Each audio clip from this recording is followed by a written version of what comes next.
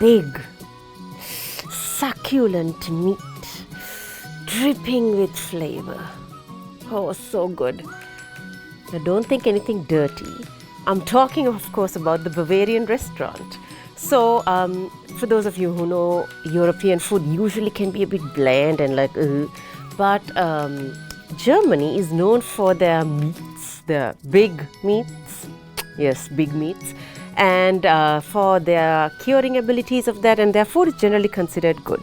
So, we decided to check out the Bavarian restaurant and see what all the big hype is all about and see if it lived up to the German rather large expectations of good food.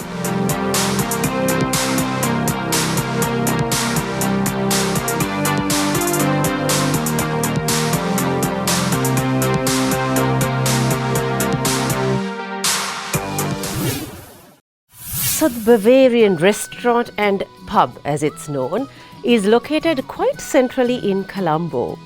In Colombo 1 to be exact. So basically Golf Face roundabout, and in this the old Golf Face Court building. And so the Golf Face Court building of course has so much history and it's so interesting, and this is a quaint little place, and you notice it has the green awnings outside and sort of like a cottage like appearance, and it's easy to find because it's on the main road itself. So just as you get into Golf Face Green, there is located the Bavarian, and it's a lovely area too because see, fort is old Sri Lanka. It's sort of like from the British colonial times, so it has that colonial feel. I mean, the Golf Face Hotel was a governor's residence, right?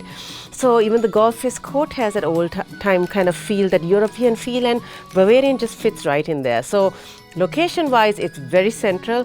Of course, on a day when there are protests in Colombo, good luck getting there, but I would say overall it's centrally located, good location, and it's of course in a hub of like restaurants and hotels, so very good location, definitely. The Bavarian has a rather interesting logo. Well, actually not very interesting. So the B of the Bavarian, it's actually typographic. So the B of the Bavarian is like the Old English lettering, so it has a very antique kind of feel, right? I mean, Old English is of course not Old German, but still it gives you the kind of old world charm. So logo wise, it's very basic. So it just says the Bavarian restaurant and pub, and so you get the B, funky old English style lettering, and the rest is just like simple. So nothing in terms of symbols or any kind of art or anything to really give you anything, but straightforward typography, so pretty simple, easy to read, and a nice old world feel kind of logo. So nice one. Ambience wise, I would say the Bavarian has a real pub feel actually, because when you walk in, it has these gorgeous like old wooden tables. So you know the tea trunk, they have cut it horizontally, so it's like a full tea trunk which is polished, a slab of it. And it has like these old like wooden chairs and stools, dim lighting, a bar counter, lots of like, it's like bustling, but of course it's a little crowded, right? So in terms of coziness, it's very cozy because the lighting is warm and the wood gives a really nice feel. So it's polished wood, so it's like those old inns kind of, you know, you get in like Europe. So it has a really nice pub feel. Not the very, well, I would say it's a little loud, but overall the whole feel you get in there is like nice, warm, cozy place. And when you look from the outside, you wouldn't, suspect this is in there. So nice feeling, and I kind of really enjoyed that rustic kind of warm sort of old world European ambience. So really, really lovely. So the crowded factor was a bit annoying, but then that adds to the coziness too. So you bond with unknown people. Hello, darling, whatever. So overall, it was nice. And I just love the coziness.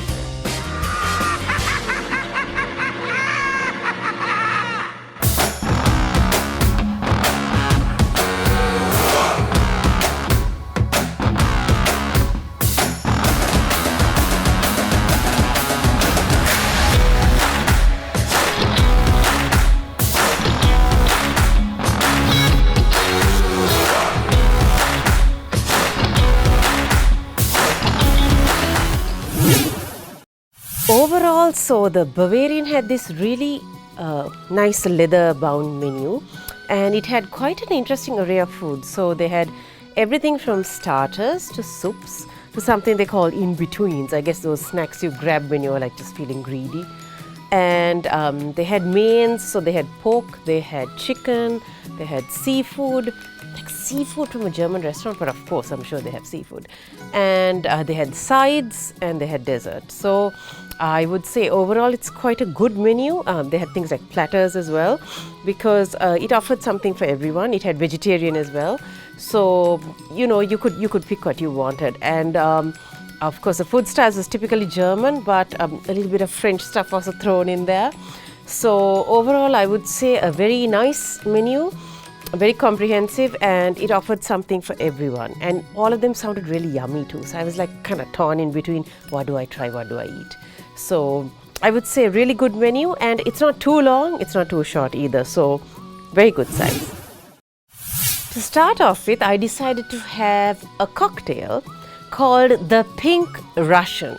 No, don't think anything dirty. I know it sounds rather dodge. But there was Pink Russian and some other brulee. And I asked the server, what do you recommend? And he said, man, the Pink Russian is very popular. So I'm like, oh, okay, let me try this Pink Russian. So basically what it had was, it had a melon liqueur, which I'm not too hot on. It had strawberry puree and fresh cream. So I asked him, is the melon liqueur very pronounced? Listen, I like melon juice, but not flavor. That damn thing's artificial as horrible. So he said, no, you don't feel it, blah, blah. So I'm like, oh, okay, let's go with the Pink Russian. Along comes the Pink Russian, and I must say it was in a little glass, like a tiny glass. So I think they're rationing their portions. And it was like, when I first tried it, it had this lovely thick kind of like a strawberry smoothie milkshake cocktail, because the fresh cream with the strawberry puree gave that nice lovely milkshake kind of feel, and then you had the kicking in there, so that was like really nice. And then, my dear Lord, I had the second sip and yuck, I got the melon liqueur. Ugh, that lied to me. The whole thing was like, not so great. I told you that artificial taste, I hate artificial flavors. This is horrendous. Melon liquor should be banned. So I was dying there. It's nice for those of you who like that lozenge or a taste of melon. You can very well try it, but I would advise others to just tell them to omit that and have the other three ingredients are fabulous. Those were good.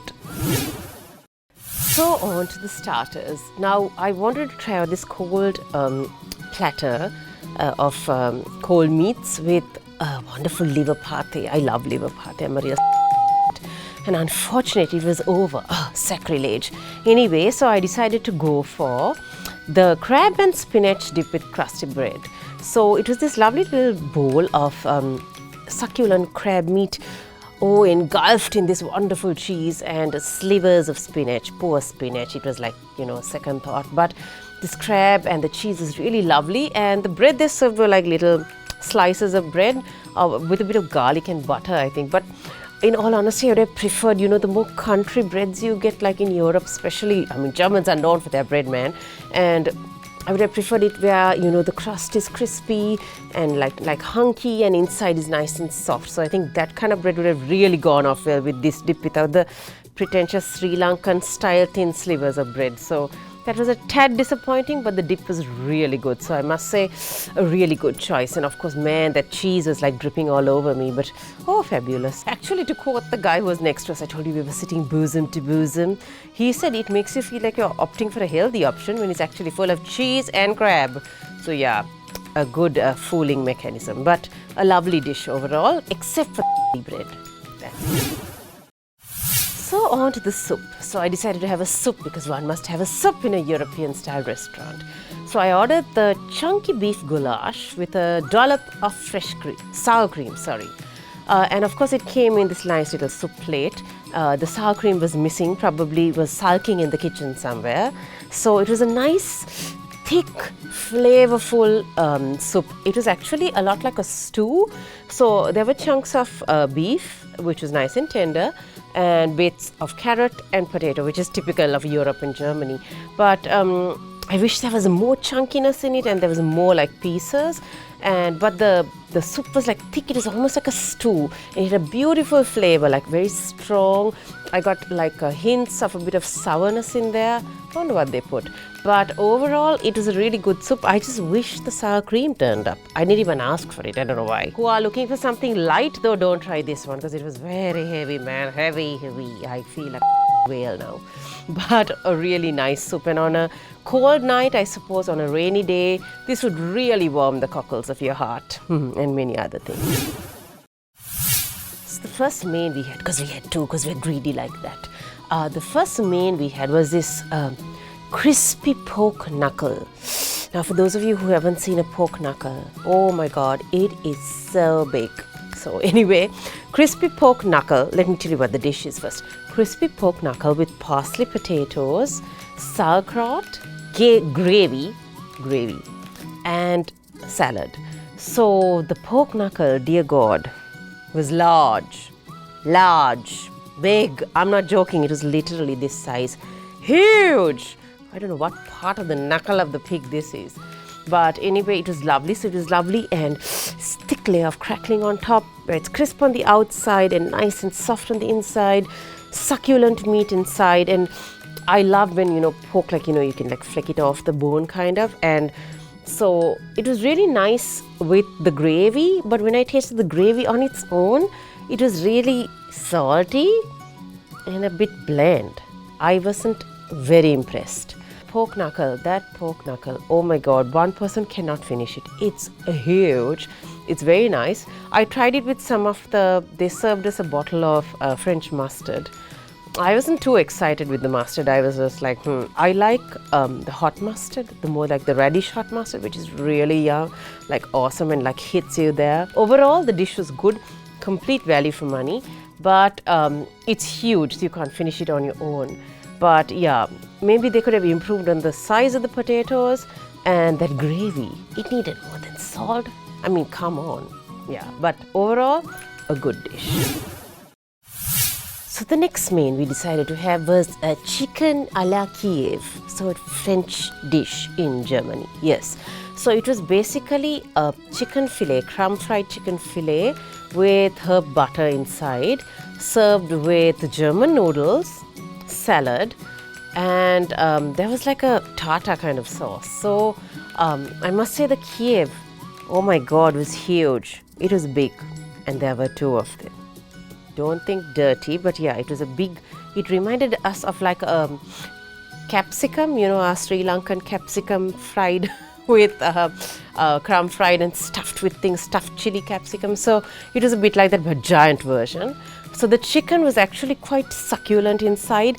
I mean, man, it was dripping with oil. So this is unhealthiness on another level, but it tasted really good.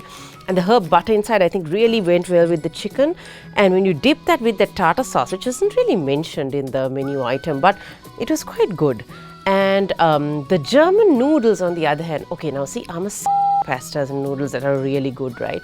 But this for me was, okay, so it was like this short little like wiggly wormy looking one.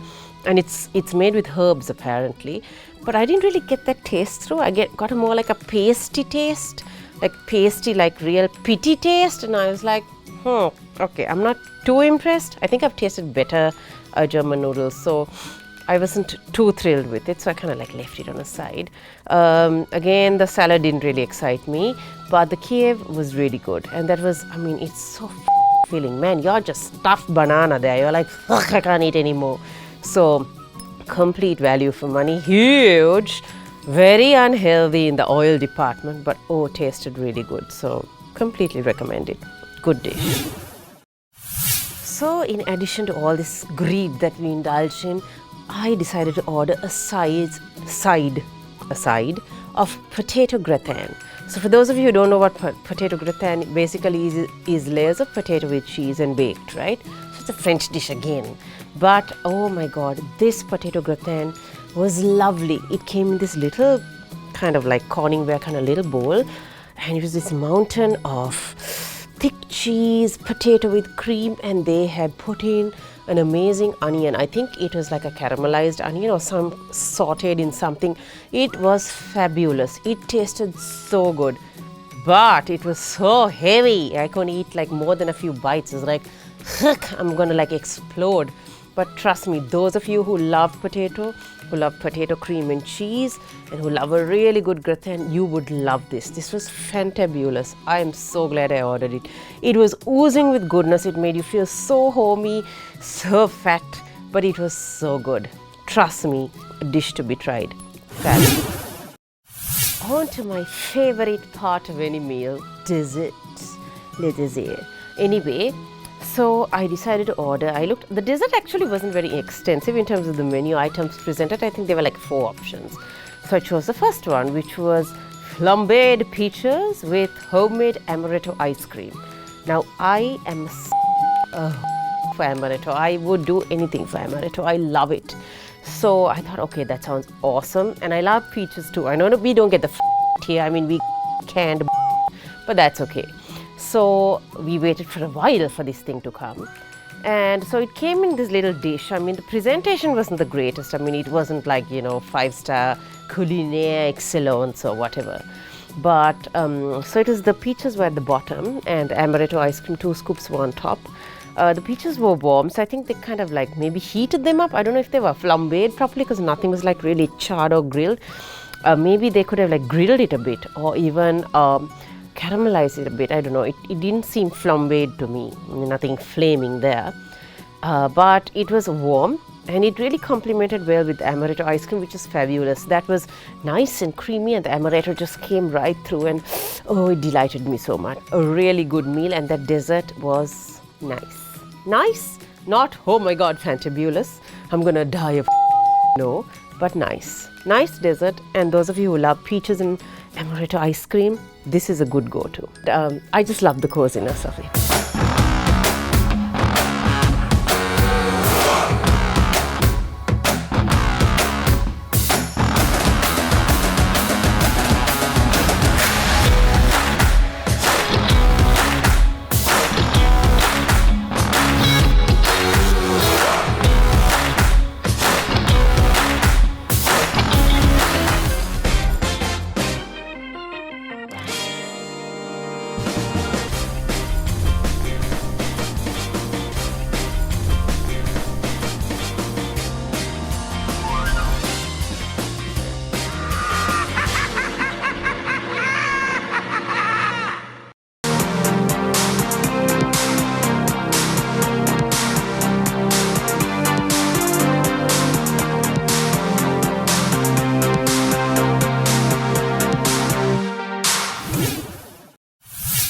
So service-wise, I think the Bavarian is a bustling restaurant which has a lot of customers regularly, and I think they need to get more people in there serving, because I felt really sorry. The guys were nice, but they were kind of like rushed and running around, and people were staring up, waiting for their orders, waiting for menus. So I think they need to maybe today was just a busy day, I don't know. Service-wise, I think they can improve, and they took a lot of time with things like our bill, getting the dessert menu, asking for water. Again, like I said, I think they were just really rushed. Maybe they were short-staffed today, I don't know. But they could do with a few more people serving there.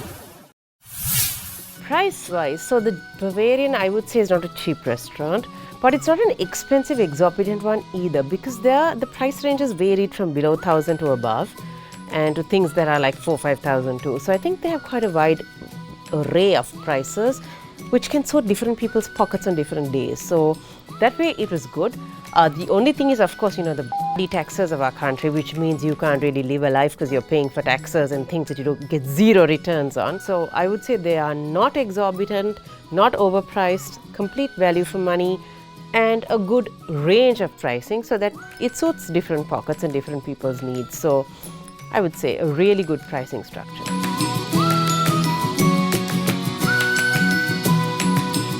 Overall, the Bavarian restaurant and pub was actually a really good experience. I mean, we enjoyed ourselves very well. Of course, we're stuffed to the gills. We're gonna die of some kind of disease later on, but who cares? The food was good. The ambience is very nice, though a little noisy, but then it's a pub after all, so you can't expect it to be like cozy, romantic. The food was tasty, it was huge portions, save for a few things that needed tweaking here and there, which really you could neglect.